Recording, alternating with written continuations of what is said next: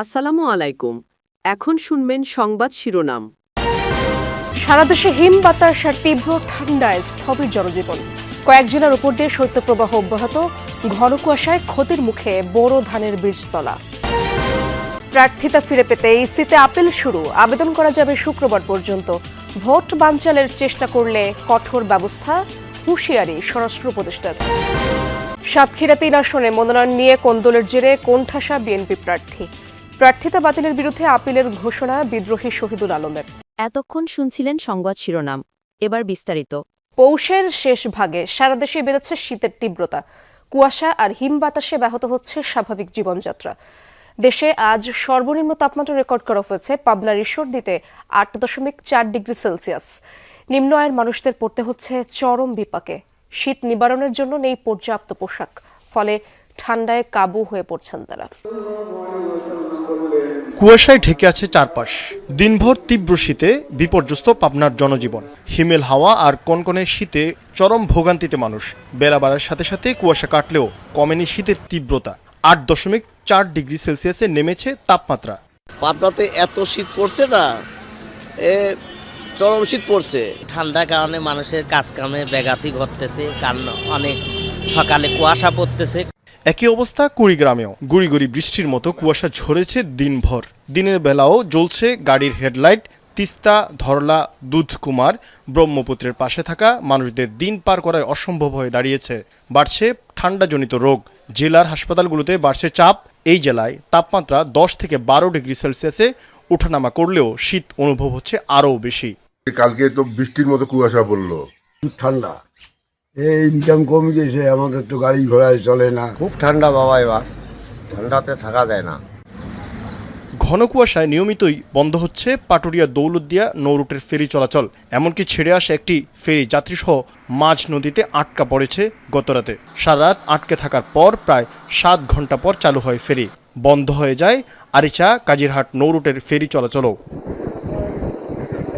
খুলনায় গত 2 দিন ধরে দেখা মিলছে না সূর্যের। বিপাকে পড়েছেন খেটে খাওয়া মানুষ। জীবিকার তাগিদে বের হলেও রাস্তায় নেই মানুষ। চলতি সপ্তাহে শেষ পর্যন্ত আবহাওয়ার এমন অবস্থা চলমান থাকতে পারে বলে জানিয়েছে জেলা কৃষি অফিস। 6টার থেকে বারে এখনো পর্যন্ত 100 টাকা কামাই করতে পারিনি। স্কুলে যেতে পারছি না। মর্নিং শিফটে স্কুল প্লাস হচ্ছে আর্লি যাদের অফিসে যেতে হচ্ছে তাদের জন্য তো একটু প্রবলেম হচ্ছে।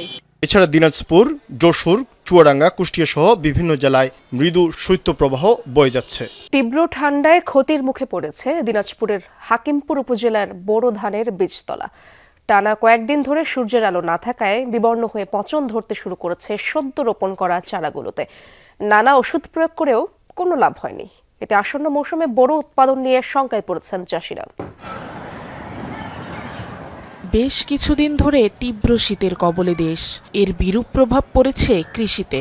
টানা কয়েকদিন ধরে সূর্যের দেখা না মেলায় দিনাজপুরের হিলিতে নষ্ট হচ্ছে বোরো ধানের বীজতলা।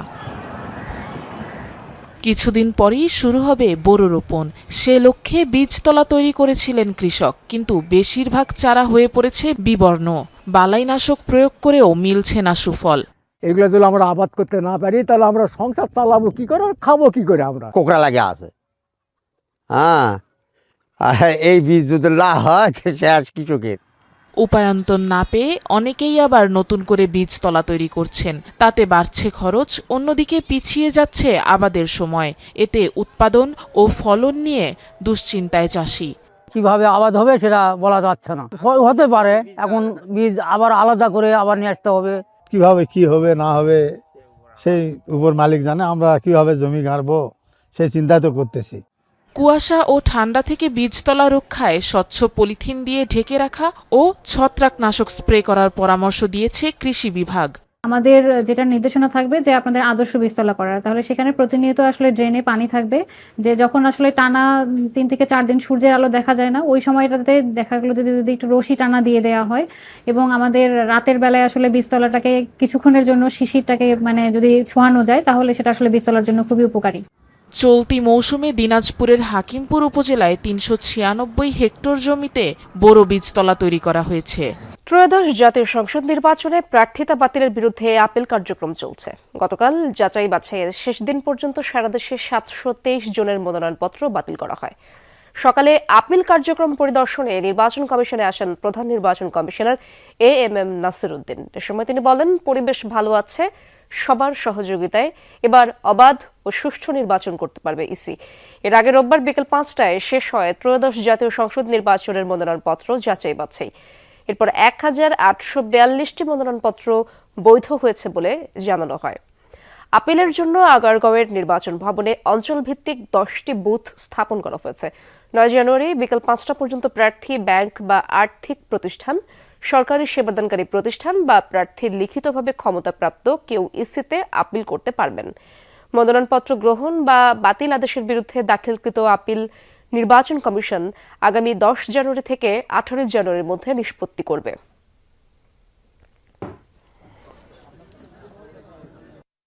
আমার বিরুদ্ধে কোনো মামলাও নাই, আমার বিরুদ্ধে কোনো ঋণ খেলাপিও নাই।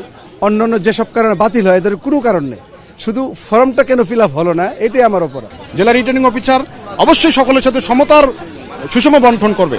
আমাদেরকে বৈষম্য করা হয়েছে, এই জন্য আমরা আবার আপিল করতে এসেছি।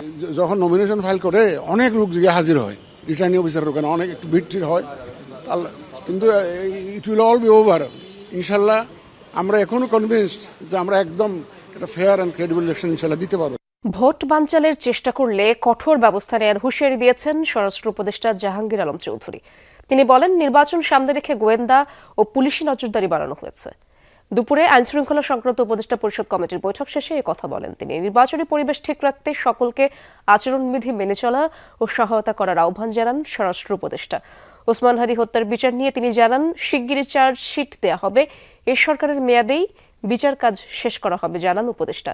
ফ্যাসিস্ট এজেন্টরা যেন কোনো রাজনৈতিক দলের ভেতরে ঢুকে যেতে না পারে সেদিকে দলগুলোকে সজাগ থাকার আহ্বানও জানিয়েছেন উপদেষ্টা জাহাঙ্গীর আলম চৌধুরী।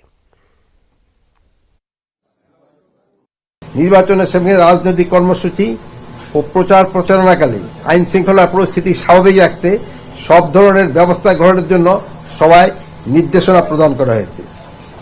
আমি সাধারণ জনগণ সহ সংশ্লিষ্ট সকলকে অনুরোধ করছি, সবাই যেন নির্বাচনে পরিবেশ নিশ্চিতকরণে সহযোগিতা করেন এবং নির্বাচনী আচরণবিধি মেনে চলেন।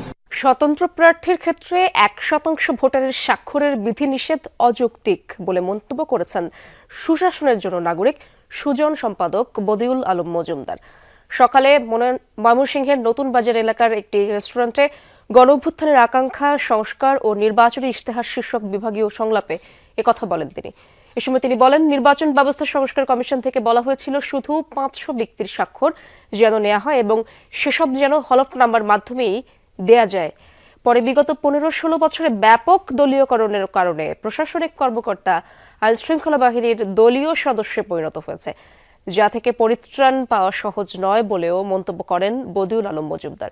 সংলাপে বিএনপি, জামায়াত সহ বিভিন্ন দলের প্রার্থীরাও অংশ নেন।